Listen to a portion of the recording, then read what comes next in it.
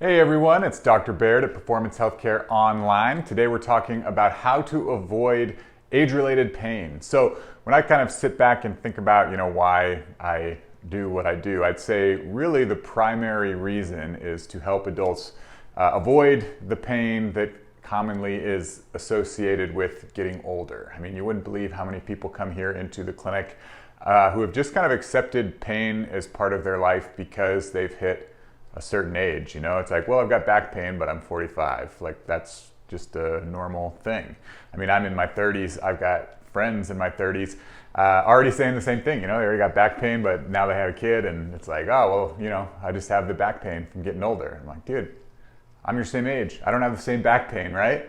So when I first kind of started, my in-person clinic of all performance healthcare, the idea was I kind of went with the message that pain is not part of getting older.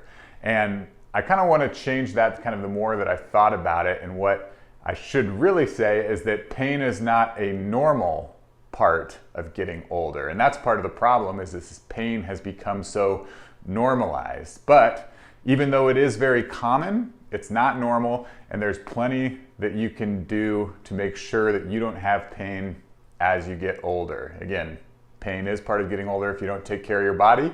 It's not part of getting older if you do take care of your body. So in order to help people, just learn what they need to do so they can avoid that pain, we got to dive a little bit deeper into the cause of age-related pain. And really, it's really pretty simple when you think about it. It's just that there's too much impact on our joints over too long a period of time. So if we were going to make that into a math equation, we have impact times time, which is kind of your age here, equals the amount of pain that you're experiencing. So sometimes this is hard for people to wrap their head around, because the age-related pain, it's not a huge impact. It's more the cumulative effect of these smaller impacts that happen through our day. And then as we get older, the more miles you put on a joint that's not moving the way that it should, again, eventually you get this pain that kind of comes out of nowhere, don't know when it started. That's very common when I see somebody new. Oh, when'd your pain start? I couldn't really tell you, I don't know, 3-4 weeks ago. Oh, like what caused it? I don't know, it just kind of came on gradually. That's like the type of pain that I'm talking about. And again, it's easy with a fall or some sort of trauma because you have this giant impact, and again, it doesn't really matter your age because the impact is so big that you're going to get pain. But for these smaller impacts, it's the cumulative effect again. So when you look at the equation, there's really only one thing that you can change. So again, our age, not going to be able to change. We're going to get older. But what we can change is how much impact goes through our body. So when we're talking about how to avoid age-related pain, really what we're talking about is how we can limit the impact that goes through our joints. And because time is part of the equation, it is an important factor. The sooner we get started on this stuff, the better, which is why I always try to catch people early, because if you can improve these things early, you just set yourself up so much better. So again, what leads to these impacts? Again, it all goes back to movement and strength. Those are the things that we really have to improve to limit impact on our joints. So here we have it. How can we limit impact? The 3 things that we need to focus on. 1, movement patterns. So when I say movement pattern, what I'm referring to is how we coordinate our daily movements to perform basic tasks like bending over, lifting something up off the floor, reaching something on a high shelf. Again, just part of our lifestyle, we lose a lot of these movement patterns. If you watch a baby move, they just move so fluidly. They hinge, they squat, and it's so easy. But as we get older, we lose a lot of that. So part of what we want to do is teach people how to regain those movement patterns, how to hinge in a way that doesn't put pressure on your back or your knees, how to lift something up on the ground that doesn't injure your back, how to reach, how to push, how to pull on ways that don't injure your shoulders. So that's the very first thing when we're looking at somebody's body and how to limit these impacts we have to focus on is, 1, just how are you moving in general? How do you coordinate your movements? Number 2, we have mobility related to flexibility. So what happens if we're too stiff is that more impact goes through our joints. That can happen directly, or it can happen indirectly. So what I mean by that is that directly, I mean the ankle is always a good kind of example, because it's very common in runners. If you have stiff ankles, your body can't absorb the impact of each step or each mile that you put on your body. So instead of being able to like smoothly absorb the impact of running, you got stiff ankles.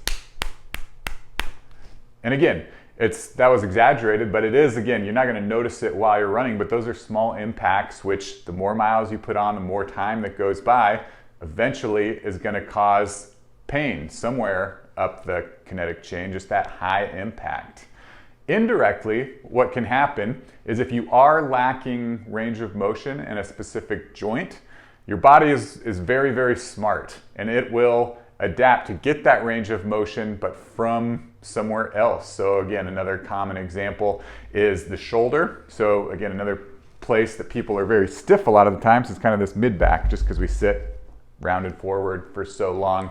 And what can happen is when you don't have this range of motion, you get more range of motion, or you rely on your shoulders more to get that range of motion. So it can indirectly impact the forces that go through your shoulder as well. And the very last one, and again, I think the most important, is strength.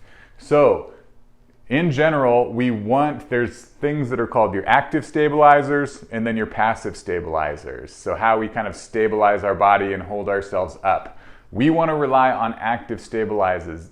Those are our muscles, right? Our passive stabilizers are things like our joints and our ligaments.